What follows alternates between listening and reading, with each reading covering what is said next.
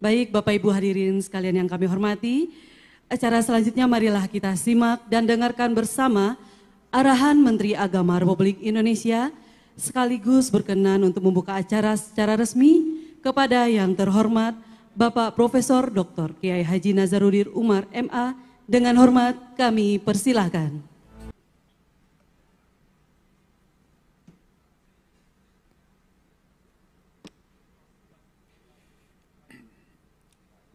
Bismillahirrahmanirrahim. Assalamualaikum warahmatullahi wabarakatuh. Alhamdulillahil qail fi kitabihil aziz.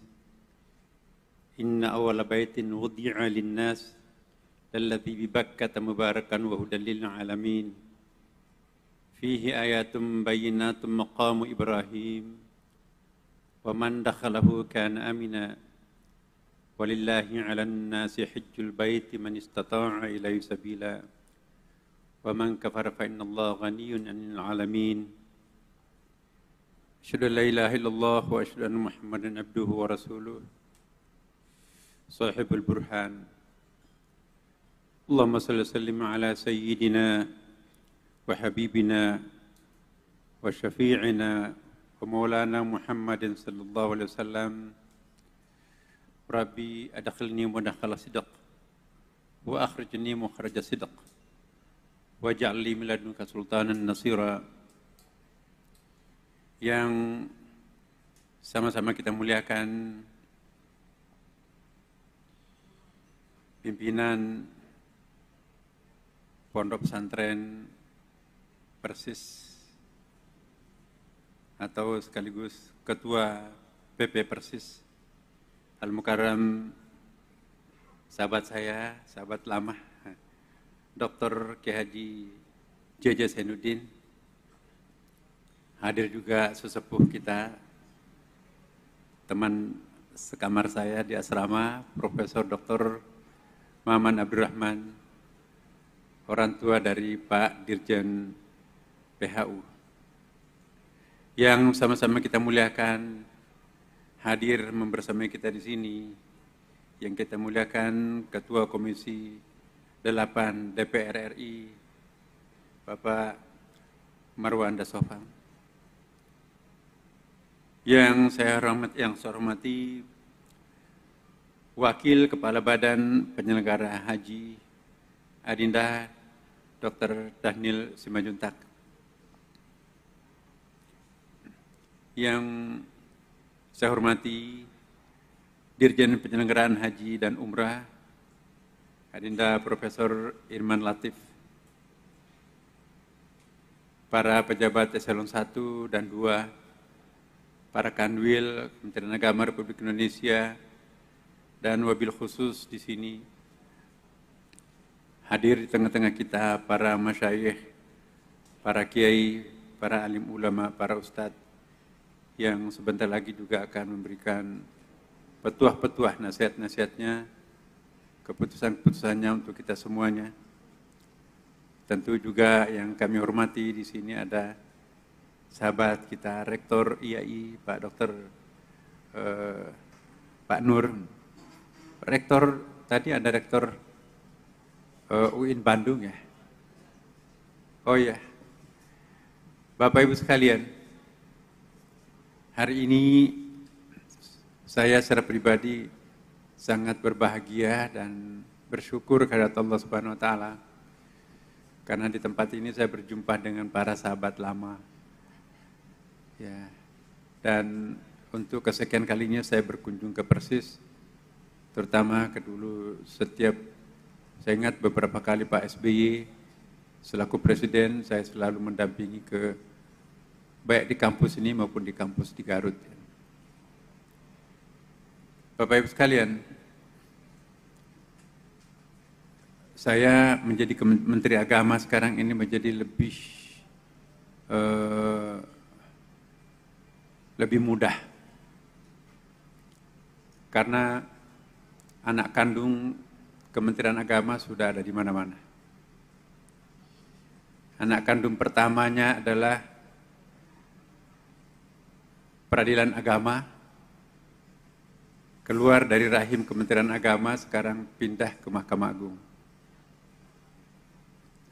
Kemudian Litbang Kementerian Agama, keluar bergabung ke BRIN. Dulu zakat sepenuhnya di bawah Kementerian Agama, sekarang menjadi Basnas. Dulu wakaf sepenuhnya di bawah Kementerian Agama, sekarang ini menjadi Badan Wakaf Indonesia. Dulu haji, dan sekarang dalam proses yang diistilahkan tadi oleh Adinda Daniel, dalam proses hijrah. Jaminan produk halal juga sudah menjadi badan, juga sudah mandiri, keluar dari perut Kementerian Agama. Kemudian yang tinggal apa? Pendidikan. Dan sebagian pendidikannya, pendidikan umum, itu juga sudah bertransformasi ke di bawah dikti, kalau pendidikan dasar menengahnya yang umum, dan ke perguruan tinggi bagi pendidikan atau program studi umum sudah di bawah kewenangan Kementerian Dikti. Jadi di Kementerian Agama yang sekarang ini yang murni adalah kebimasan, bimas Islam, Kristen, Katolik, Hindu, Buddha, dan Konghucu, ditambah dengan pesantren. Berarti mengurus Kementerian Agama pada periode sekarang ini sangat lincah karena sangat ramping. Beban-beban yang selama ini menyedot banyak energi, itu sekarang ini sudah menjadi mandiri, bahkan menjadi tersedot di lembaga lain. Di dalam ilmu tasawuf nih, ada dua istilah, ada tajafi, ada tajalli. Kalau tajallinya Allah, manifestasinya Allah, menjelma menjadi begitu banyak, tetapi tidak mengurangi pokoknya, tidak mengurangi aslinya. Itu tajalli. Kayak mengkopi, fotokopian itu tidak akan pernah habis masternya, sekalipun dikopi sampai ribuan, bahkan jutaan. Tapi sebaliknya kalau tajafi, ya seperti ada uang di dompet saya bagikan kepada banyak, lama-kelamaan habis uang di dompet. Nah, apakah proses Kementerian Agama ini tajalli atau tajafi? Kita lihat sejarahnya.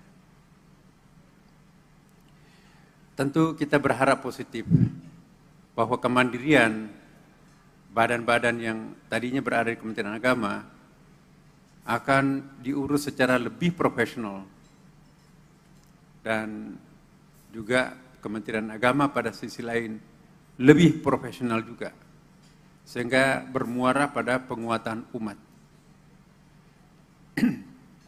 Bapak Ibu sekalian, isu yang kita akan bahas pada malam ini langsung saja ya. Pertama adalah isu hasil ijma Majelis Ulama di Bangka Belitung yang menetapkan manfaat yang kita peroleh setiap tahunnya dari BPKH haram. Kedengarannya mudah, tetapi nanti itu akan menimbulkan isu, bahkan mungkin bisa menjadi isu yang hangat dalam masyarakat kita. Tetapi saya yakin pada malam ini kita melakukan pertemuan dalam rangka memecahkan persoalan. Saya ingat kaidah mengatakan bahwa at-tasarrufu 'ala ar-ra'iyyah manutun bil maslahah. Melakukan tindakan untuk rakyat harus didasari untuk kemaslahatan. Jadi pertemuan, perjumpaan, musyawarah untuk rakyat, untuk umat harus didasari untuk kemaslahatan. Jangan justru sebaliknya, ya, pembicaraan tentang rakyat untuk melahirkan mudarat bagi rakyat. Kaedah mengingatkan kita ya bahwa at-tasarruful ala raiyah ya manutun bil maslahah. Hasil pertemuan itu harus menghasilkan sesuatu yang meringankan beban masyarakat, bukan sebaliknya. Kita berharap malam ini kita akan bicarakan banyak hal. Misalnya masalah murur. Apa yang dimaksud murur, Bapak Ibu sekalian? Kita melewati Musdalifah di malam hari. Tidak turun formalitas pura-pura tidur di karpet, di tanah Musdalifah. Tapi tetap kita tinggal di mobil, ya. Apakah tinggal sambil lewat karena memang pasti macet, atau mobilnya berhenti di tempat pemberhentian, dan di situ kita anggaplah itu sudah al-mabit di situ. Nah, apakah boleh seperti itu di negara-negara lain membolehkan umatnya seperti itu? Tapi bagaimana dengan Indonesia? Kami membutuhkan legitimasi para alim ulama di sini. Kemudian juga tanazul. Begitu padatnya Mina. Satu sisi di situ ada masalah Bapak Ibu. Ada Mina Jadid. Salah seorang duta besar Saudi Arabia pernah berdiskusi dengan saya ketika pada waktu itu saya masih di Kementerian Agama sebagai wamen. Menurut pendapatnya Ahlussunnah wal Jamaah, Mina Jadid itu sudah bukan Mina. Logikanya kalau kita menempatkan jamaah di situ, berarti apa bedanya kalau kita menempatkan jamaah di luar padang Arafah? Berarti fihi muskilat di situ. Ada muskilat, ada masalah di situ. Nah sekarang persoalannya, kalau kita akan tidak menggunakan Mina Jadid yang memang Indonesia langganan di situ beberapa waktu yang lalu, akhirnya kita mepet-mepetkan semua masuk ke dalam Mina, maka Mina itu seperti digambarkan tadi oleh Pak Ketua Komisi 8 kita tidak berkembang wilayahnya, itu juga ada masyakkah, ada masalah di situ, ada mudarat di situ. Nah inilah yang kami akan mohonkan pertimbangan para alim ulama kita di tempat ini. Dan yang sangat mendesak saya kira adalah hasil ijtima Majelis Ulama di Bangka Belitung. Kalau itu ditetapkan manfaat dari BPIH itu adalah haram, maka artinya apa? Kita ambil standar tahun lalu Bapak Ibu sekalian. Ongkos jemaah haji itu untuk naik ke tanah suci itu seharusnya 94 juta. Ya, tetapi yang dibayar jemaah haji kita hanya 56 juta. Kenapa? Karena disubsidi oleh manfaat dari BPKH tadi sebanyak 30 juta rupiah. Jadi subsidi manfaat dari BPH itu 37 juta per jemaah. Maka itu sekali lagi saya ucapkan terima kasih dan sekaligus tadi saya lupa menyebutkan sahabat saya Pak Adinda Dr. Fadlan Imam yang merupakan ketua BPKH ya. Nah beliau itu mutar otak tuh bagaimana supaya satu sisi bagaimana memanfaatkan dana umat ini tidak pada objek yang mengandung gharar. Gharar itu ada kerancuan, ada keraguan yang juga bisa menghasilkan fatwa Majelis Ulama sebagai haram, karena gharar itu nggak boleh. Nah, maka itu tugas BPKH itu sangat tidak mudah karena harus memilih investasi yang produktif satu sisi, tapi tidak boleh mengandung gharar. Nggak boleh dipakai nanti itu sebagai judi online dan sebagainya, itu mustahil itu. Nah, jadi inilah yang harus kita pikirkan dan juga sekaligus harus memberikan apresiasi terhadap kecerdasan, kemampuan teman-teman kita yang tergabung dalam BPKH ini yang berusaha untuk mencari keuntungan daripada uang yang ditampung di BPKH itu, dan nanti hasilnya akan dikontribusikan, disubsidikan kepada calon jamaah. Bayangkan Bapak Ibu sekalian, kalau kita ikuti hasil ijtima, saya tidak mengatakan hasil fatwa Majelis Ulama, karena memang bunyinya saya lihat itu hasil ijtima Majelis Ulama yang berkumpul di Bangka Belitung itu memutuskan bahwa manfaat dari BPKH itu haram. Artinya kalau haram, dengan mengambil standar tahun lalu, maka setiap jamaah haji nanti akan datang, kalau kita tetapkan sama, maka setiap jamaah haji Indonesia akan membayar 94 juta per kepala. Kenapa bukan 56 juta? Karena 37 juta itu dianggap haram oleh Majelis Ulama. Nah, karena itu malam ini kita akan bicarakan. Ya. Tidak gampang mengatakan sesuatu itu haram. Karena itu mengambil hak orang. La yajuzu li hadin ayyakhudha mala hadin illa bisababin syar'i. Tidak boleh kita mengambil hak seseorang. Tidak boleh kita mengambil hartanya seseorang itu. Tetapi ada istitna'nya di situ. Illa bisababin syar'i, kecuali disebabkan oleh sebab-sebab syar'i. Nah, apa yang dimaksud sebab syar'i?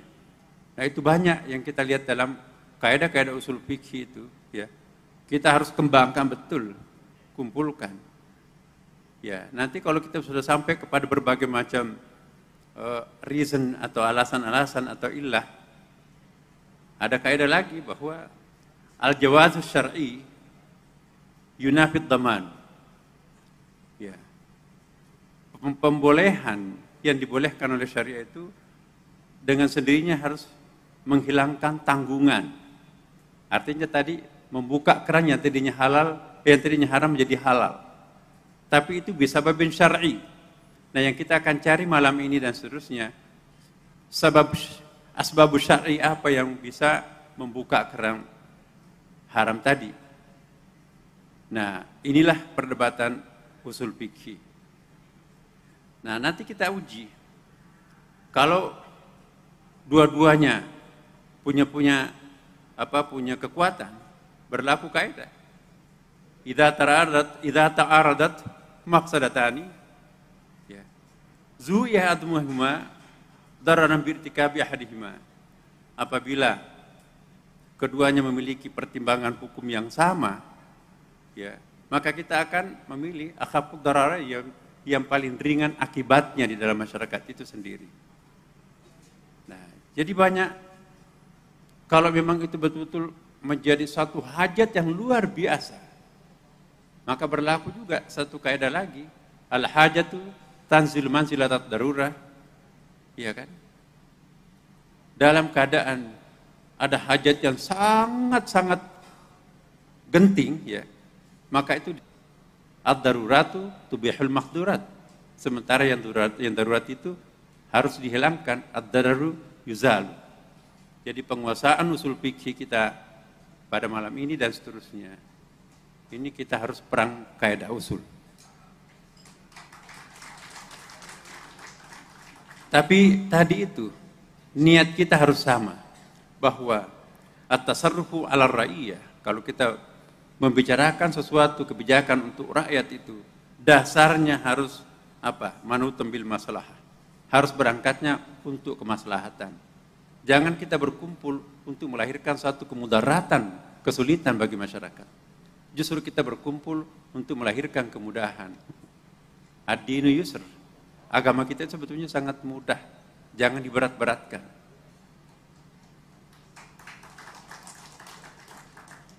Saya ingin bicara banyak Bapak Ibu sekalian, tapi ini saya bukan sebagai pembicara di sini, saya hanya penyambut. Takutnya bias, ya. Ya, walaupun ini sudah bias sebetulnya ini, ya, tapi nggak apa-apa. Ada Adinda Pak Daniel di sini, ya. Jadi kembali lagi ya Bapak Ibu sekalian, mari kita melihat secara komprehensif ya. Mari kita melihat integrated, jangan melihat secara parsial dalam menetapkan suatu hukum. Masyarakat kita ini adalah masyarakat yang sangat plural. Al-hukmu yadur ma'al idil illah. Ya. Kemudian juga hukum Islam itu tidak berlaku di dalam ruang kosong. Malaysia sebagai contoh, sekian lama tabung hajinya melakukan hal yang sama seperti yang kita lakukan di Indonesia, tapi di sana majelis ulamanya tidak mengharamkan.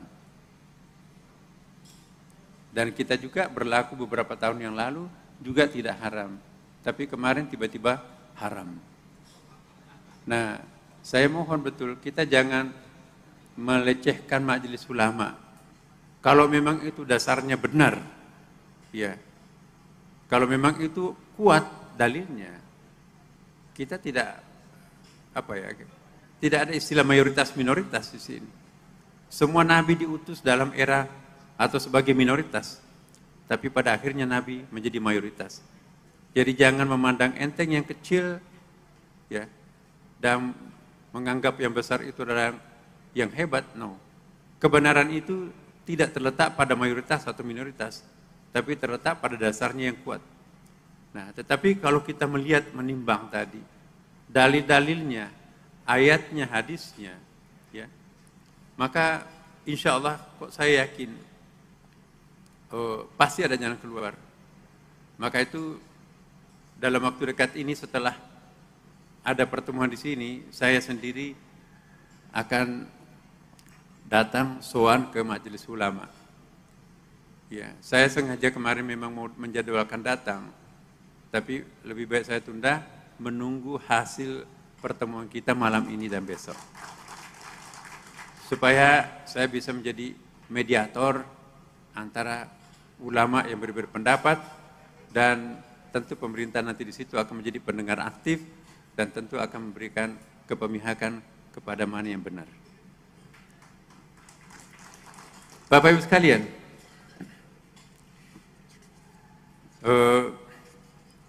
hal lain juga mohon dipertimbangkan bahwa masyarakat kita ini sangat banyak berkeinginan untuk haji. 1/5 penduduk umat Islam dunia itu ada di Indonesia. Ya. Dan mereka itu bukan orang kaya. Berani mendaftarkan untuk ke Tanah Suci itu karena dia yakin ada kontribusi atau ada subsidi dari sistem yang dilakukan, yang diinisiatifi oleh pemerintah. Nah, bayangkan kalau itu nanti kita haramkan, tidak boleh menerima manfaat dari situ. Persoalan lain yang akan muncul, dana yang disimpan BPKH itu untuk siapa? Padahal niatnya orang itu kan untuk jemaah haji. Sebetulnya itu uang jamaah itu. Ya. Kemudian yang kedua, kalau sudah sampai saatnya untuk melakukan pelunasan, tiba-tiba angka yang kita sebutkan tadi itu menjadi 94 juta, padahal mereka dari awal membayangkan hanya sekitar 56 juta, maka itu pasti akan stres, pasti akan shock. Apalagi yang mau dijual. Akhirnya akan menabrak batas-batas istita'ah. Ya, seharusnya tidak boleh haji, tidak bisa kita mengatakan kamu nggak pantas masuk, tidak boleh haji, kenapa memaksakan diri? Ya, jangan mengukur orang lain berdasarkan ukuran kita sendiri. Ukurlah mereka berdasarkan perspektifnya mereka. Ya, memang hidupnya, ya bagi mereka ya teman-teman kita dari Jawa Barat ini jamaah haji paling besarnya kan Jawa Barat, ya hidupnya untuk agama, beda dengan orang lain, hidupnya untuk materi, ya kan? Nah, jadi saya mohon perhitungkan dan pertimbangkan semuanya ini, apa dampaknya, apa maslahatnya, apa akibatnya, ya. Kalau kita tidak secara komprehensif mempertimbangkan banyak hal, lantas kita tiba-tiba mengharamkan sesuatu. Atau sebaliknya, menghalalkan sesuatu. Jadi kesempatan ini saya betul-betul mengajak kepada para alim ulama, mari dengan kekuatan pikiran, penalaran kita terhadap ayat dan hadis, kaidah-kaidah, qaulul ulama, dan pengalaman negara-negara yang lain, itu kita dijadikan semacam ramuan untuk mengambil sebuah kesimpulan. Ya, kalau memang itu pantas untuk kita haramkan, kita carikan solusi yang lain. Tetapi kalau memang itu ada pertimbangan-pertimbangan yang kurang komprehensif, dan sementara teman-teman nanti di sini merumuskan ada pertimbangan yang lebih komprehensif, maka Imam Syafi'i pun juga pernah mendeklarasikan apa yang disebut dengan qaulul qadim wal qaulul jadid. Mungkin qaul qadimnya adalah haram, dan qaul jadidnya bisa berubah menjadi halal. Jangan karena gengsi kita tidak ingin merubah pendirian. Pokoknya lillahi ta'ala semuanya di sini kita ingin berangkat dengan niat yang baik, insya Allah. Ingat tadi kaidah bahwa kalau kita bicara untuk rakyat, berarti kita harus bicara dengan dasar untuk kemaslahatan rakyat itu. At-tasarruf ala rakyat menutum bil maslahah. Yang terakhir saya ingin sampaikan, Bapak Ibu sekalian, Pak Presiden kita Pak Prabowo luar biasa. Niat beliau untuk membersihkan seluruh instansi pemerintahan. Bukan hanya instansi pemerintah, tapi juga swasta. Swasta pun juga beliau akan tertibkan, akan disiplinkan. Ya, segala sesuatu yang bisa merusak tradisi luhur bangsa Indonesia itu harus dihilangkan. Karena itu saya selaku Menteri Agama mengingatkan kepada seluruh aparat Kementerian Agama terutama, ya, hari ini kita akan membersihkan secara total Kementerian Agama. Kami sudah berbicara tadi dengan Pak Jaksa Agung, ya, minta pendampingan, dan dalam waktu dekat kami mencari schedule untuk juga bicara dengan KPK supaya masalah haji ini mohon didampingi. Kami tidak ingin mendengarkan sekecil apapun cerita-cerita penyimpangan, baik di dalam negeri maupun di luar negeri. Dan saya yakin, ya, Adinda, Pak Dhanil dengan Gus Irfan juga persis sama pendapatnya dengan saya, karena kami memang mendapatkan pengarahan dari Presiden seperti itu. Jadi kompak, saya tidak bicara tentang apa itu perbedaan lembaga dengan Kementerian Agama. Moto kami, Kementerian Agama, haji tahun ini harus lebih sukses. Siapa yang mengelolanya, pokoknya bareng-bareng kita kelola. Tetapi kami akan berikan ruang dan tempat yang selonggar-longgarnya, semerdeka-merdekanya kepada lembaga ini untuk, kalau boleh saya minjam istilah, magang tahun ini. Tapi nanti tahun depan, kalau sudah ada ke undang-undangnya, karena ini kan undang-undang itu kan mengatakan bahwa haji itu dikelola oleh Kementerian Agama. Kalau Kepres tidak bisa menghapuskan undang-undang, karena kedudukan undang-undang lebih tinggi daripada Kepres. Nah, tugas kita sekarang ini, bagaimana sesegera mungkin melakukan peninjauan terhadap undang-undang. Karena ada kesulitan memang kalau tetap seperti badan ini tanpa ada nanti solusi. Solusi antara lain, kami juga sudah menyampaikan kepada Pak Presiden dalam pembicaraannya nanti dengan Kerajaan Saudi Arabia dimanapun beliau ketemu, karena ini ada kunjungan ke luar negeri Bapak Presiden, dan di beberapa tempat itu saya yakin beliau pasti ketemu dengan kepala negara, Raja Saudi Arabia. Saya menitipkan supaya diperkenalkan bahwa Indonesia ada konsep baru untuk menertibkan atau memperbaiki haji dengan membentuk badan, supaya diperkenalkan badan ini setara persis dengan kementerian. Nah, persoalannya apakah Saudi Arabia nanti itu akan menyamakan itu atau tidak, itu sekali lagi ini perlu lobby-lobby ya. Karena setahu saya struktur pemerintahan Saudi Arabia itu yang paling tinggi adalah raja. Di bawah raja itu ada Perdana Menteri yang dirangkap oleh putra mahkota, MBS itu ya. Di bawah putra mahkota itu yang bertindak juga sebagai Perdana Menteri, ada Menteri Dalam Negeri. Menteri Dalam Negeri itu setara dengan Menko kita di sini. Menteri Dalam Negeri itu membawahi sejumlah kementerian, termasuk diantaranya adalah Menteri Haji. Hal-hal yang sifatnya strategis itu harus diputuskan oleh Menteri Dalam Negeri. Sedangkan hal-hal yang sifatnya teknis itu boleh diberikan kewenangan haji untuk mengurusnya. Tapi hal yang prinsip itu harus ke dalam negeri. Nah, sedangkan kalau badan, seperti hanya Malaysia, badan atau lembaga tabung haji itu dianggap sebagai badan. Sampai hari ini belum bisa diterima menghadap atau berdialog dengan menteri.